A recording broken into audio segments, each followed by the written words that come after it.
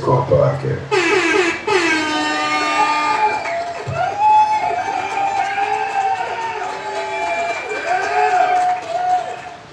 Welcome to Face Card Podcast. I'm your host, Big Mook, and today we got a special guest, man. Today, we got my partner, my homie, the Turkey Man. That's right. Yo, Pierre, you want to come out here? Mr. Johnny. Oh, my turkey leg. Oh my turkey leg. That's right. Falling off the bone. How you doing, bro? Man, I'm doing good, Brother Mook. How you mental right now? My mental is great. I'm glad to be here. I'm glad that Face Card invited me. So I'm feeling great. How about yourself? Let me ask you that. You know, we always ask people, how you doing? We never really say, how are you? How are you? Right. I'm doing good, bro. I'm here. I'm blessed, man. You know what I'm saying? I'm among friends and family. Hey, man, I can't ask for nothing else, man. Nah. You know what I'm saying? We ain't gonna do it. So today on Face Card, we'll be discussing the culinary journey behind the Meals on Wheels food truck. Oh, yeah. The Meals on Wheels food truck with my good friend Turkey Man, Chef Johnny. Man, listen here. Introduce yourself. Tell the people a little bit about yourself. All right. First of all, for those that don't know me, that's right, Johnny. Chef Johnny, oh my turkey leg. Born and raised in Birmingham, Pratt City, Hensley native. 2 kids, married, now with 16, going on 17 years. Okay. So, yeah. Family man. Learned to cook at an early age, but you know, you always cooking for family. Right. It's never worked. Right.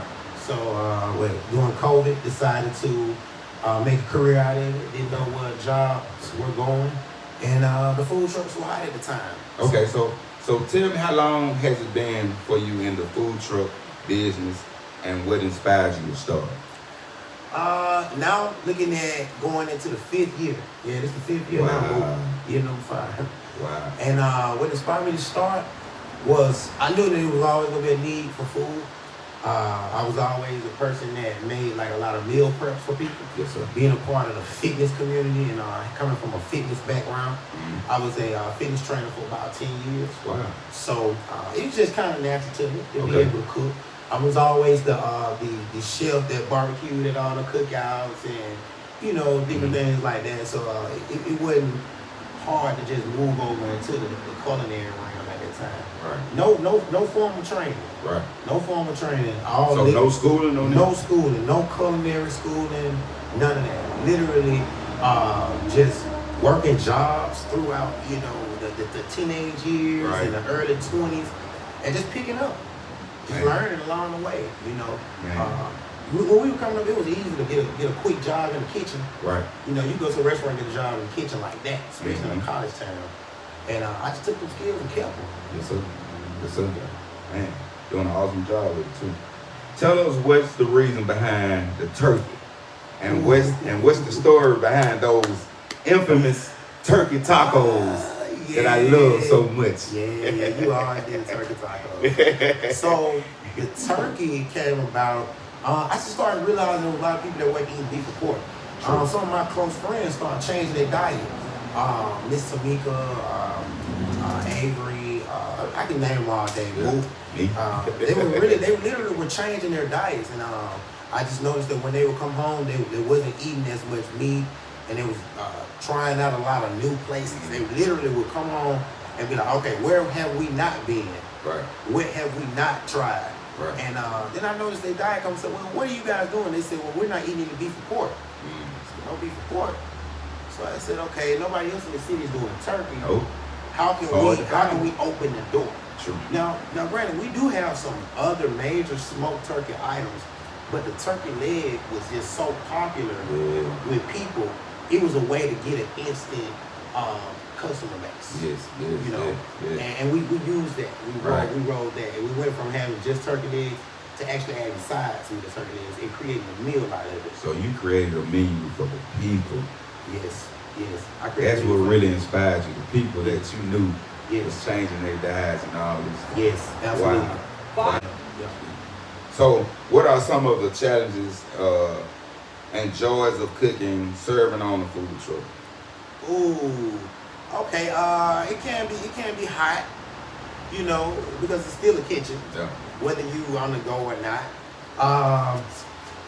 Another challenge is, you know, you really have to find yourself. This industry has caused me to really hone in on the customer, and you really begin to kind of self-reflect, because you got to be slow to respond, Right. slow to anger. Ooh. You know, you know, the Bible talks a lot more about that, but it really is true, because you trying to please multiple taste buds. You trying to have the best attitude every single day, when maybe, you know, things might not have been that great at the house today, Right. or the shipments might not have came in, or maybe Restaurant Depot just didn't have what you needed that day. Yeah. But you still gotta get out there and perform Yes, sir. with the best attitude, putting your best you forward. Yeah. And I think one of the other challenges was, as an entrepreneur, you gotta get up every day. Yes, sir. It ain't really no use set your alarm, but that snooze button. Whew. And I can remember snoozing my clock and just saying, oh, well, it's 12 o'clock, I ain't going out today. Right. And it's the moment that you say, and you hear that voice say, no, you got to go out. When you pull up 4 or 5 ladies from Atlanta, Georgia, Yeah. Wait. and just randomly pulled up. Yes, sir. You know, and had you sat there and soaked in, oh, I'm all doing it by myself, it's just me. You never met those people. You missed out. You missed out. Yeah. Man, that's awesome, man. Yeah. This is the game hosted by Face Card Podcast. These are the questions that people want to know. Now in this game, you have 3 choices. You have icebreaker, you have personal, and you have your expertise. Choose a card and answer the question, cause the people want to know. My brother, the people want to know. Yeah. Okay. Pass me whichever card that you want to go for. Let's break the ice. Let's break Breaking the ice. ice. Icebreaker. Breaking the ice. Let's go. Okay. Icebreaker. What were you doing before the food truck business? Ooh, before the food truck business. Okay. So I was a farmer, and I didn't know in the state of that. Alabama, Kay Ivey actually passed a farm bill, and right before starting the food truck, we were able to grow thousands of plants. For real? Yeah, we did. It was actually here locally, and I don't know if they were just trying to kind of test the water just to see what lands were fertile or whatnot. But it's a lot of legal things that's going on with that. Yeah. Because you know sometimes it's a lot more difficult when you're the last one Yes, to the sir. playground Right. to set things up. And I think that Alabama is just still a little bit behind on setting things Come on, up. man. That's what I was doing. I was actually growing plants on a small local farm, Okay. and I did that Right here in Alabama. right here in Alabama. Wow. Right here in Alabama. That's in secret. I was actually able to take my kids, and we walked down about 30 or 40 rows. I mean, long rows of some of the most beautiful cannabis that you've ever seen or ever will see in the state of Alabama. Man, Because that's it'll probably dope, be man. a long time before we Right. it's a tug of war. It's It just is. a tug of war. It is. So, It is. Moving right along. yeah, that's a good little icebreaker. Wow. Yeah. Yeah. Okay. Almost. That's So- a good one. So tell Shout me out to the this. producer, Face Product. Yes, sir. So tell me this. How do you manage inventory and food safety in a mobile kitchen? Ooh, that's good. That's good. Okay, inventory. Now, how I manage it, I'm going off the dome with it. Straight up, we're going off the dome with it. Everything in my head. Simply because at the moment being a small business, people will try to take your whole system from you. And until I'm large enough to manage a large system that is operating on its own, Right. I have to keep a lot of things to myself. True. Being the leader, so it's only a certain amount of inventory, mental inventory, of physical inventory that gets put out to the team. Okay. And that's just something I kind of learned along the way. And in the second part of that question, I guess the day-to-day stuff changes. It does. No matter what business you're doing. True. And I think that as long as we respect and remember the fact that every day ain't gonna be the same, Yeah. Right. it works out. I done had some tough days. And I'm talking about like the day when it's classic weekend and me and my wife, we in the kitchen, at the commissary kitchen, the commercial grinding. Right. And she had made all the pico, Man, bell peppers, onions, tomatoes. Yes, sir. And then right before we load it up, for some crazy reason, it's fall off the prep table. Everything. And I'm talking about stoves closed. It's classic weekend. Yeah. It ain't it's classic weekend. Yeah. And man, you know, that's when you know that that it ain't just you that's invested, because I ain't never seen my wife bust out crying just. I mean, I had to take a second for myself and be like, hold on, it's okay. Yeah. Let's just get this up, throw this away, Right. and we got to keep going. Keep it going. Yes, sir. So moments like that is what get you that thick business skin. Yes, sir. Yes, sir. Because you're going to need it. So tell me this. How do you market your food and attract the customers? I use Facebook. I use a lot of visual. I use a lot of visual marketing. I did learn something this year about using Facebook. When you use Facebook, you want to still make sure you use a POS system that tracks those customers. Because let's just say one day you get on Facebook and you just want to just vent. Right. And Facebook don't agree with what you vented about. True. Be it political view or be it a personal view. They gonna block you. True. And they gonna block your money. God. They gonna block your money. Yeah. So you got to think. And so, yes, you got to think ahead, and you got to be 10, 20 times faster. True. Because when they block your money, now your customers for that whole month is saying, where is he at? They don't know where you at. And again, we the company that don't have beef and pork, so it's people that are counting on us. Yes, every day. So Most if of every they can't day. find us for 30 days, now they have an opportunity to just make other options. Cook at home or say, man, did they close? Right. You know, that's a big part. That's a big part of it. So how do you manage staff, especially in a small space and a busy environment? Man, I got volunteers.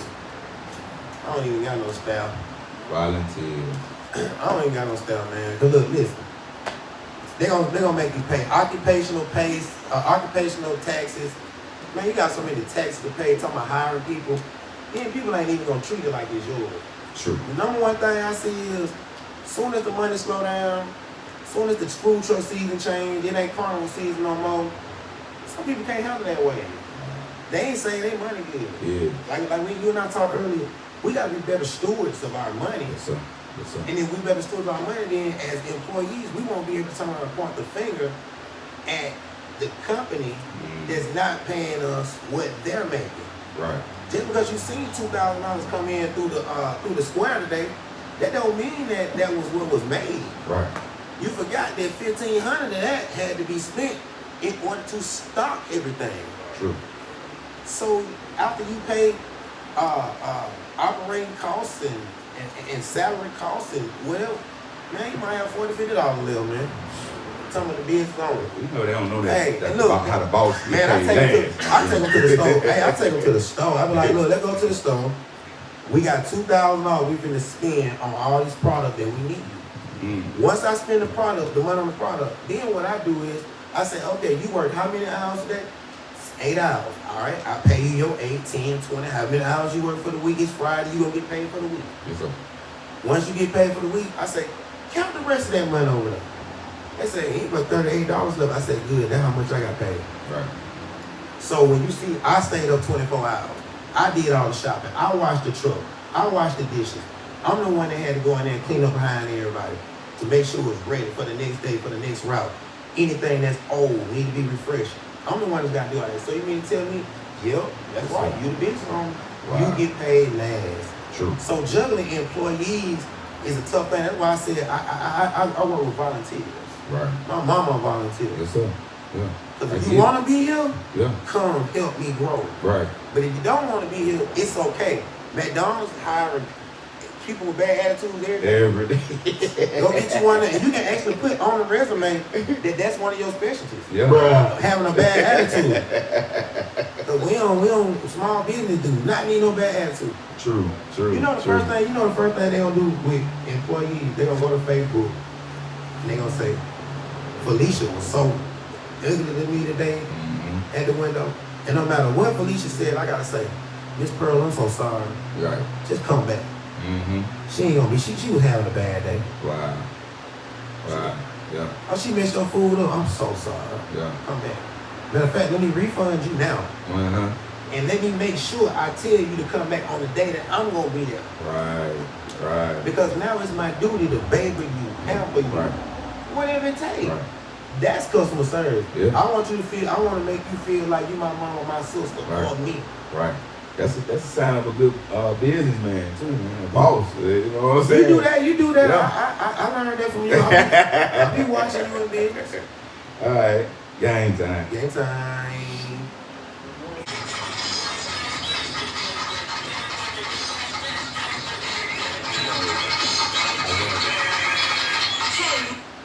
All right. Personal or expertise? Let's go with expertise. Expertise. We're going with expertise. The people want to know. They want to know. We're going to tell them too. We're going to tell them. Your expertise. Let's see what y'all want to know. What do you wish you knew before starting a food truck, and what would you change? Ooh, shit. Food costs. Food costs. Food costs, man. Food costs. It's almost like putting gas in your car. You got to go. Got to. I think the lowest I saw gas in my lifetime was probably maybe like $1.07 a gallon. $1.07 Man, that's been well over 20 years.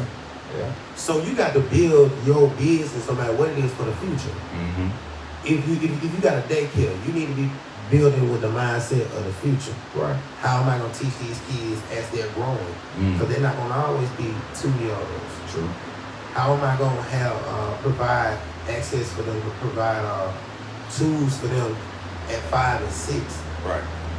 To make my business grow. If I got a janitorial company, how am I going to think? What am I going to think in advance? Yeah, they told you to take out the trash, but you see the floors over there need to be buffed. Right. So I'm gonna at least mention it. True. So you got to be thinking for the future. Yes, sir. In whatever you're doing. And if I had a known food cost was gonna go up the way it did when the tariffs came, excuse me, a lot of people don't know. They might say, well, dang, the turkey legs ain't come from China. They didn't. But what if the blades that they use in the factory to defeather the birds, what if that come from China? So now do you realize that there's 100% markup on that product? You have to pay cost plus 100%. So you're paying cost for the product plus the same cost for tariff. Right. That means $100 for the case, $100 for the tariff, plus 45%. Wow. Plus another $45. So you're paying $100 to get the case, and then $145 to take it out the door. $245, and they want you to pass that cost on to the consumer. Yes, sir. So they want me to raise my pricing on whatever I'm doing, making t-shirts, selling food, to the consumer. Now it causes a battle because prices are going up in the economy. Yes, sir.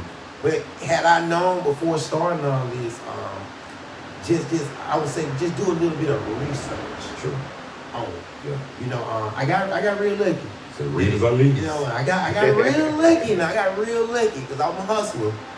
But I think we had one of the highest food costs out there. Right. And then the chicken wing, man, he was right there behind us, and it's just expensive. But if I could redo it all over again, that's what I would do. I would look deeply into food costs, and then I would build a menu, a very creative menu based upon that.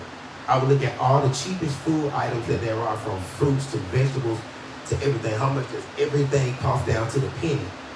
And I would only select and create a menu based upon all those cheap items. Wow. And that's the way you create a fortune with your company. You gotta try to purchase low but high quality products, and then put out a high quality product that you create. Wow.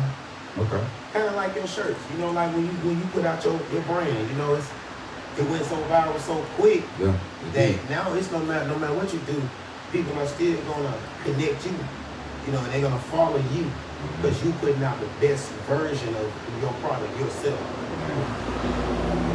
You answered one of my questions, so we segue. Hey man, I'm with you. You dropping them jewels, you dropping them nuggets. Which one that was the answer? So the question was coming up and said, what advice would you give to someone considering starting a food truck business? Which you already gave me. You gave me a lot of nuggets. Yeah. So how do you balance work?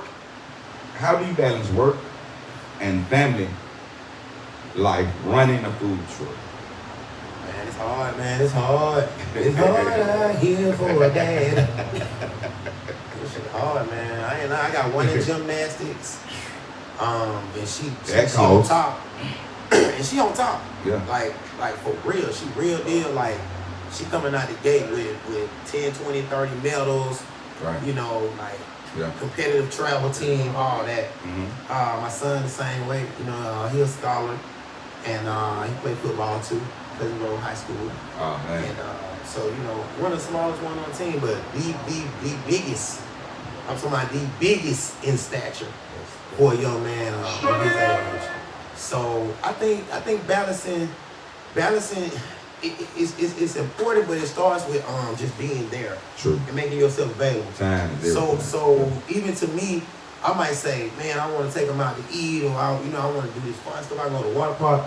Man, they don't care nothing about none of that. So I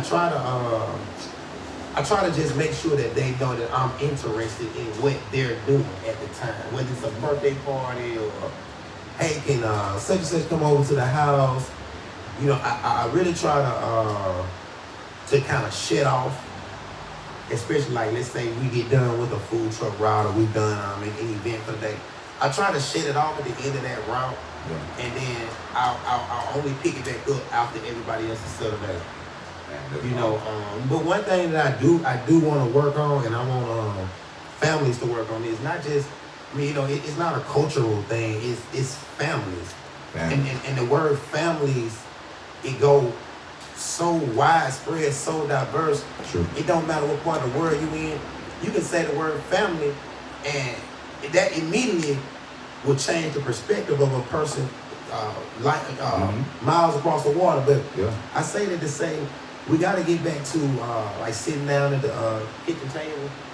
I'm kind of working on that. Oh man. My daughter has like a little vanity. She don't sit at her little vanity, and you know, we pull out the TV table and stuff like that. But I'm really trying to get to the point of really like sitting back down and putting the cell phone down, and just kind of unplugging.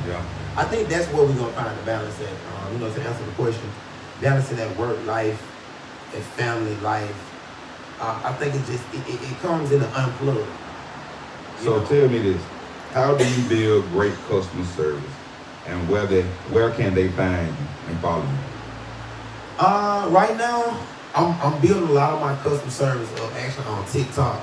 What I mean by that is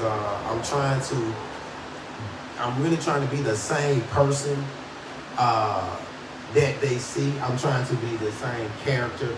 I just want them to have a great experience when they come. And I don't want it to be any different than what they are able to see from some of the funny videos, or, you know, us being on the truck doing karaoke and singing in the background. You know, when they come, they're gonna have a good some feel good music. You know, we definitely do that. Depending on where we are, we try not to have a lot of cussing. You know, try not to go overboard, and cause you know we're a family Family oriented. Yes, So sir. we're gonna have Yes, sir. kids coming, and Yeah. a lot of times we go to schools All and things ages. like that. Yes, sir. Now where they can find us, right now we doing a east-west promotion. Basically, we doing a west side where we go to Western Hill Mall to try to cater to our western customers, and then we do an east side Diamond Furniture East side? rope-up and try to cater to our east side customers. Yes, sir. And that kind of keeps everybody from having to drive around, because it gets to be a lot when you drive around looking for a food truck, and then you get over there and we talking about we done sold out. Right. You talking about, man? Oh, I pulled up a couple times. Man, I want them nachos. talking I about, pulled up a man? couple times. I ain't sold out. So, you know, Man. and as you scale, I said what I was gonna do next is I'm gonna have that other truck to be able to service more people and just continue to build upon what we already have. So you'll still be able to get the turkey and all that, but you'll be able to touch some of our other menu items.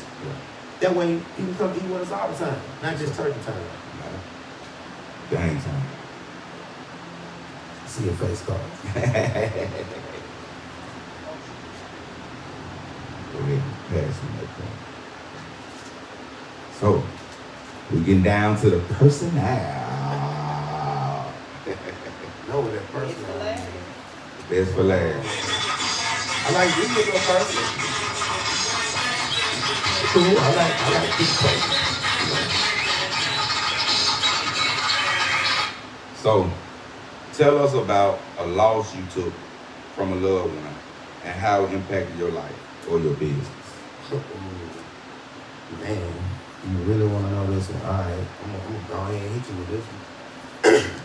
So, sometimes working with family, it can be tough, because I guess you build it for the sake of family, and then sometimes you probably get a little jealous when you see other cultures, family able to work together, and I know I do.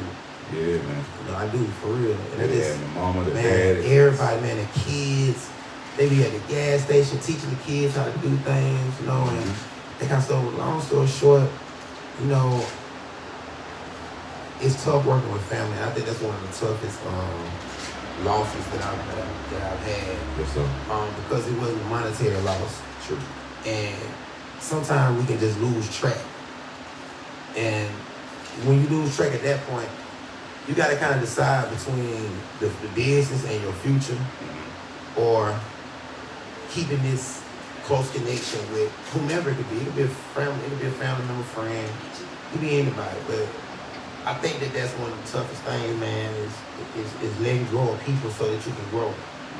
Because, it's only so many people that you can put in your arms and still be able to handle the things you need to handle.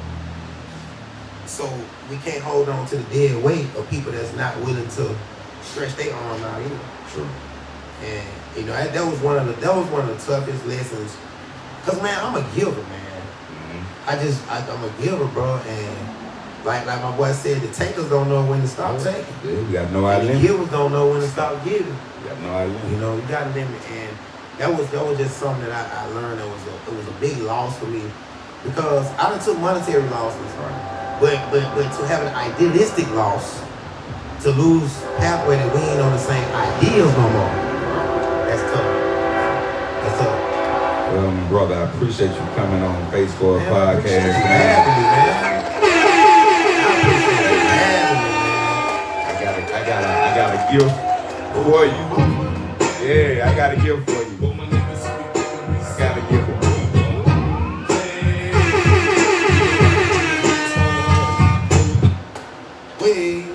My brother.